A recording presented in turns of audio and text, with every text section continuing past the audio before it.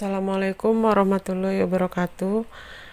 Baiklah, pertemuan kali ini saya akan menjelaskan tentang sistem endokrin. Nah, sistem endokrin itu adalah terdiri dari kelompok organ yang sangat berintegrasi atau saling berhubungan dan tersebar luas, di mana dia bertujuan untuk mempertahankan keseimbangan metabolik atau hemostatis dalam tubuh. Maksudnya seperti ini. Jadi, organ di dalam tubuh itu memiliki hubungan yang erat, di mana hal tersebut jika terjadi hal yang berlebihan bagi tubuh kita, dia akan mengeluarkan sesuatu zat yang dapat untuk menjaga keseimbangan tubuh kita. Sebagai contoh, ketika kita makan karbohidrat, makan gula, itu kan akan berpengaruh terhadap peningkatan kadar glukosa darah. Nah, kalau seandainya tubuh kita berfungsi masih normal, kadar insulin itu masih normal, maka salah satu sistem endokrin yaitu pankreas, organ pankreas, dia akan berusaha menghasilkan insulin yang bertujuan untuk menormalkan kembali kadar gula darah. Jadi menormalkan di sini dia adalah tubuh banyak makan makanan mengandung gula nih. Nah, agar kadar gula darah tidak tinggi di dalam tubuh, maka gula tersebut diolahlah oleh insulin menjadi glikogen untuk disimpan. Nah, dan akan dikeluarkan ketika kita memerlukan. Jadi itu sistem endokrin, itu salah satu contohnya ya. Jadi dia merupakan sekelompok organ yang saling berinteraksi, digunakan untuk mempertahankan keseimbangan metabolik atau hemostatis di dalam tubuh. Biasanya komunikasi sistem endokrin yang ada organ-organ tersebut diperantari oleh hormon. Jadi hormon ini dia sebagai pembawa pesan atau sebagai bisa kita sebut WhatsApp, Telegram, atau Messenger yang bisa menyampaikan pesan, ini berlebih loh. Maka hormon tersebut akan berupaya mengeluarkan zat tersebut, sehingga zat tersebutlah yang akan berperan untuk menerjemahkan pesan apa sih yang didapat. Gula darah tinggi, berarti pesannya harus mengeluarkan insulin. Nah, itu maksudnya. Jadi dia menggunakan media hormon. Apa sih sifat-sifat dari hormon tersebut? Yang pertama, dia bekerja secara spesifik pada organ tertentu. Ya, seperti tadi saya bilang, kalau hormonnya cerita tentang insulin, berarti organnya pankreas. Kalau hormonnya hormon estrogen, progesteron, berarti organnya adalah organ genital wanita dan pria. Pria testosteron, kalau wanita estrogen. Kemudian ada lagi dan lain-lain. Itu salah satu spesifiknya. Jadi dia ada spesifik di organ tertentu saja yang akan menghasilkan hormon tersebut. Jadi tidak semua organ menghasilkan hormon tersebut. Kenapa dibuat seperti itu? Karena jika kita diciptakan dengan semua organ bekerja dengan hal yang sama, maka nanti cara kerjanya akan menjadi berantakan. Jadi setiap organ itu memiliki fungsi tersendiri. Sebagai contoh, misalnya kalau tangan untuk makan, untuk mengambil sesuatu. Kalau kaki khusus untuk jalan. Nah, demikian juga hormon. Kalau untuk gula, berarti dia akan spesifik ke insulin. Kalau seandainya untuk tiroid, itu akan spesifik ke organ tiroidnya. Itu ya. Kemudian jumlahnya sangat sedikit tapi memiliki pengaruh yang besar terhadap aktivitas tubuh tertentu. Ya, jumlahnya tidak banyak tapi sangat memiliki aktivitas yang cukup besar bagi tubuh pengaruhnya. Kemudian bekerjanya lambat, tidak spontan. Ciri-ciri sifat-sifat berikutnya itu bekerjanya lambat, tidak spontan, ada pengaturan pada sistem saraf. Jadi dia ada pengaturan tertentu pada sistem saraf yang memicu dia untuk keluar. Kemudian merupakan senyawa kimia, tidak dihasilkan tiap waktu, hanya pada waktu tertentu saja. Jadi dia tidak akan keluar saja, tapi dia hanya akan keluar ketika kita membutuhkan. Itulah sifat-sifat dari hormon. Yang pertama, spesifik pada organ tertentu. Yang kedua, jumlahnya sedikit tapi memiliki pengaruh besar. Yang ketiga, kerjanya lambat, tidak spontan. Dia akan bekerja dengan adanya pengaruh oleh sistem saraf. Dan yang keempat, itu merupakan senyawa kimia yang tidak dihasilkan setiap waktu atau diproduksi dalam waktu tertentu saja yang kita butuhkan. Nah, ini adalah organ-organ dari kelenjar endokrin yang berfungsi dan menghasilkan hormon. Jadi, ini dianggap bukan berarti ini banci ya, karena ada testis, ada ovarium, bukan. Ini gambaran kalau seandainya organ-organ itu ada hipotalamus, ada kelenjar pituitari, ada kelenjar pineal, ada kelenjar tiroid, paratiroid, kelenjar timus, kelenjar adrenal, kelenjar pankreas. Ini ovarium pada wanita, testis pada laki-laki. Jadi ini atau ya. Jadi ini atau. Nah, kita bahas dulu hipotalamus. Jadi hipotalamus itu ada di bagian otak, di mana dia bekerja sama dengan kelenjar pituitari. Dia memiliki jenis hormon ada dua, yaitu releasing hormone dan inhibitor hormone. Apa saja itu releasing hormone? Releasing hormone adalah hormon yang menstimulasi sekresi hormon oleh kelenjar pituitari. Jadi dia memicu sekresi hormon pada kelenjar pituitari. Jadi hipotalamus sama kelenjar pituitari itu pituitari itu bekerja sama, saling bekerja sama. Contohnya hormon yang dihasilkan itu adalah CRH, di mana ketika dia berkaitan dengan hormon stres. Kalau kadar hormon ini berkurang, itu biasanya terjadi pada kondisi Alzheimer, hipoglisemia, dan hepatitis. Kemudian GnRH ini mengatur siklus reproduksi, di mana dia berperan dalam proses pematangan sel sperma dan telur yang memicu terjadinya infertilitas atau kesuburan, berkaitan dengan kesuburan GnRH. Kemudian TRH dia berfungsi mengatur gerak fungsi jantung, otot, dan saluran cerna. Dan GHRH. Nah, kalau inhibitori itu adalah hormon yang mencegah sekresi hormon lain pada kelenjar pituitari. Jadi ada prolaktin, ada somatostatin. Kalau prolaktin dia berkaitan dengan ASI. Jika ini diproduksi prolaktin inhibitory hormon, maka ASI akan menjadi berhenti. Ya, jadi dia inhibitory, menghambat kerja hormon lain. Maka prolaktin itu kan untuk menyusui. Jadi kalau hormon ini berlebih, PIH ini, prolaktin inhibitory hormon ini mulai tinggi di dalam tubuh, maka produksi ASI akan menjadi lebih berkurang. Yang kedua yang dihasilkan oleh inhibitory hormon itu adalah somatostatin, di mana dia berfungsi untuk mencegah kelenjar pituitari menghasilkan hormon tertentu untuk hormon pertumbuhan. Contohnya ya pertumbuhan tubuh kita. Kalau kita sampai pada batas usia tertentu, maka pertumbuhan tersebut akan berhenti. Kenapa demikian? Kalau tidak ada somatostatin, maka kita akan tumbuh terus, kan nggak mungkin. Nah, makanya diciptakanlah somatostatin yang akan bekerja pada saat tertentu untuk menghentikan hormon pertumbuhan bagi tubuh kita.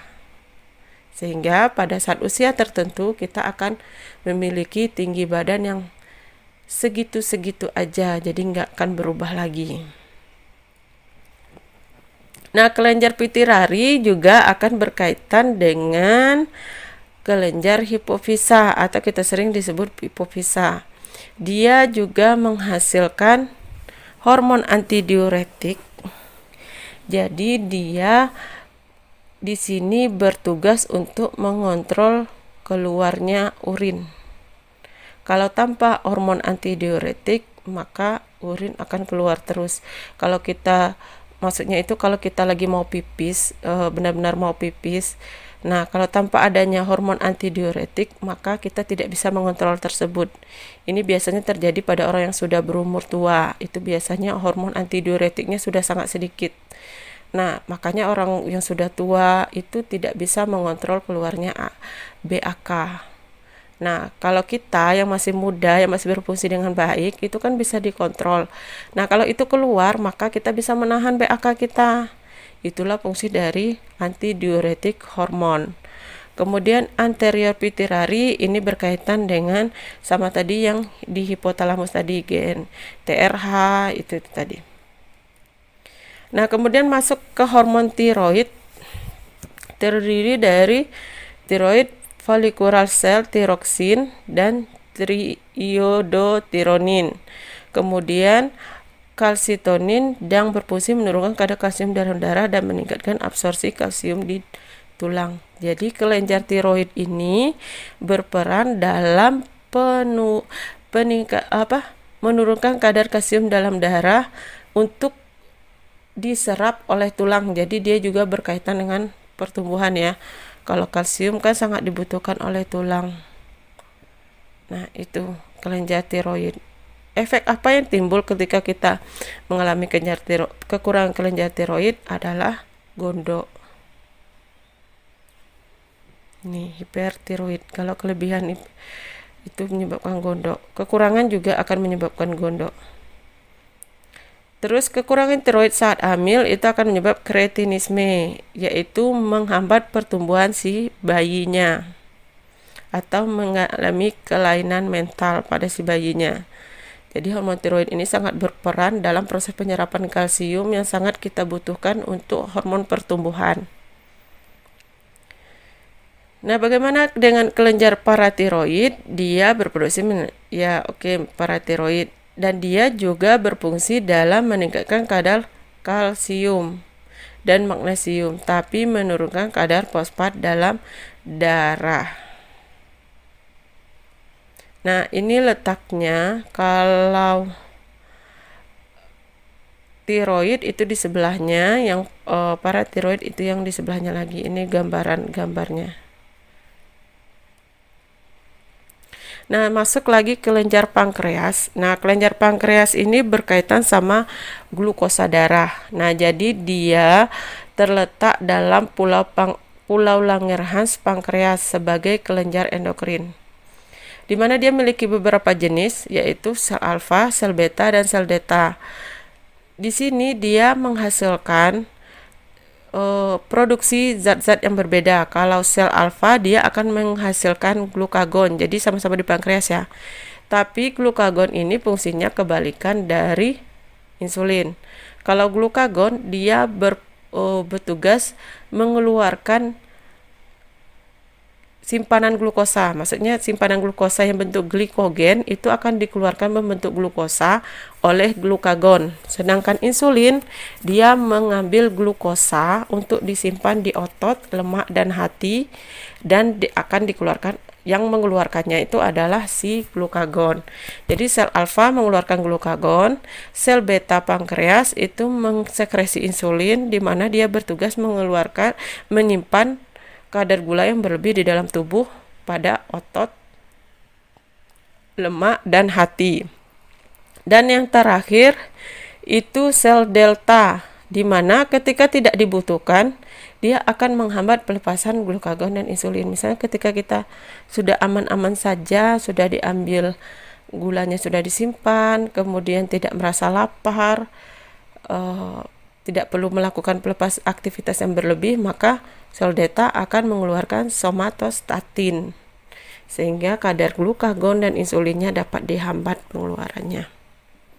Jadi dia tidak akan keluar terus-menerus, yang akan menimbulkan efek yang jelek bagi tubuh. Nah, ini adalah gambar pankreas. Ya, ini pankreas. Kemudian kita masuk ke kelenjar adrenal. Kalau kelenjar adrenal ini kaitannya sama hipertensi, terletak di bagian atas ginjal. Ya, sini gambarnya. Jadi ini adalah adrenal. Kalau kita punya ginjal, di sini adalah bagian adrenalnya. Sehingga nanti pada adrenal ini juga akan memiliki pengaruh terhadap kadar aldosteron. Jadi akan ada obat hipertensi yang dapat menghambat aldosteronnya, diuretik yang dapat menghambat aldosteron.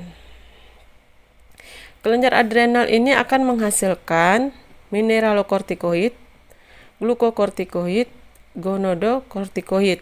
Kalau mineralokortikoid ini dia berperan untuk menjaga keseimbangan Na dan K di dalam darah. Jadi dia menjaga keseimbangan elektrolit. Namanya mineralokortikoid. Nama hormonnya, salah satu contohnya adalah aldosteron. Kemudian glukokortikoid ini contoh hormonnya adalah kortisol, di mana dia berfungsi mengatur metabolisme glukosa untuk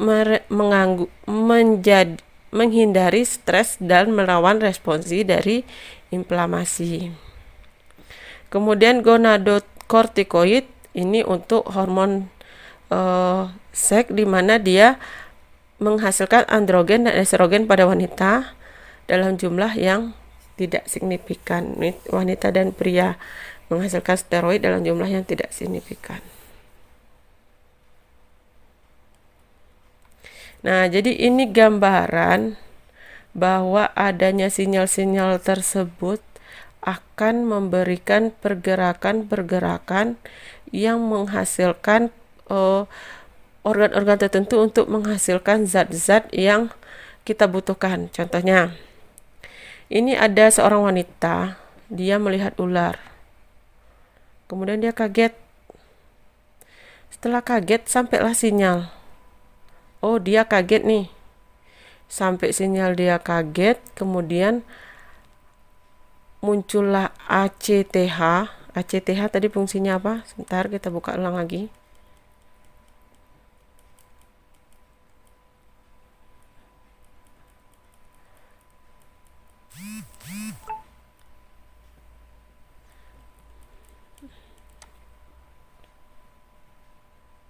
Bentar ya.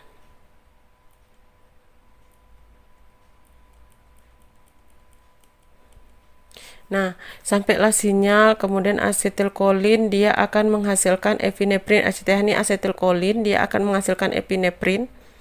Kemudian pada organ ginjal, adrenal akan sampai pesan. Oh, dia kaget nih. Nah, kalau pesannya nyampe, dia akan menghasilkan senyawa kortisol. Nah, tadi kortisol fungsinya untuk mengeluarkan glukosa. Maka secara tidak langsung karena dia kaget, dia harus lari kan? Nah, kalau dia lari, dia butuh tenaga. Makanya sampailah sinyal ke kelenjar adrenal bahwa ini akan membutuhkan glukokortikoid atau kortisol. Maka mulailah kortisol ini bergerak menggerakkan liver untuk mengeluarkan glukosa. Sehingga ketika kita lari, itu tekanan darah akan meningkat. Kemudian terjadinya gula darah juga akan menjadi tinggi. Nah, jadi itu salah satu contoh sinyal yang sampai. Sinyal yang lainnya belum lagi. Ini salah satu contoh sinyal. Ketika kita kaget melihat sesuatu hal, oh ada ular kata kita kan. Kemudian asetilkolin akan dihasilkan. Sinyal akan sampai ke bagian adrenal. Asetilkolin akan menghasilkan epinefrin. Efek dari epinefrin itu meningkatkan tekanan detak jantung. Karena kaget, otomatis kita akan bergerak untuk lari. Nah, ketika kita lari, kita akan membutuhkan glukosa. Maka sampailah sinyal ke adrenal untuk memproses keluarnya glukosa. Maka ketika kita lari, kita masih butuh tenaga, masih memiliki tenaga karena ada simpanan glukosanya. Kalau tidak ada simpanan glukosa, maka kita tidak akan kuat untuk lari ya. Kemudian juga ada menghasilkan hormon adrenalin tadi ya, ini hormon adrenalin itu berkaitan dengan meningkatnya debaran jantung, kontriksi pembuluh darah, kontraksi limpa, glikogen menjadi glukosa, menurunkan produksi enzim pada organ pencernaan dan berkeringat. Nah, kemudian lanjut ke kelenjar ovarium. Sistem adrenal selanjutnya yaitu kelenjar ovarium.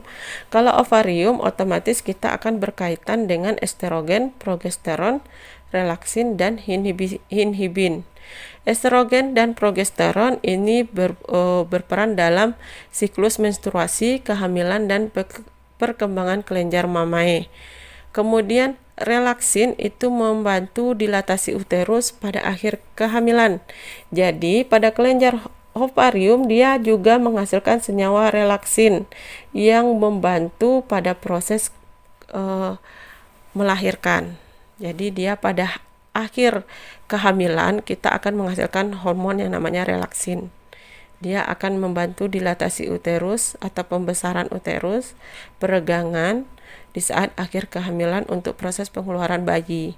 Sedang yang terakhir ini inhibin. Dia juga merupakan untuk pengendali siklus menstruasi.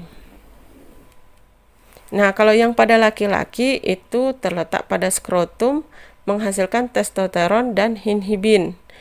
Testosteron itu berfungsi untuk karakteristik pria dan regulasi produksi sperma atau spermatogenesis.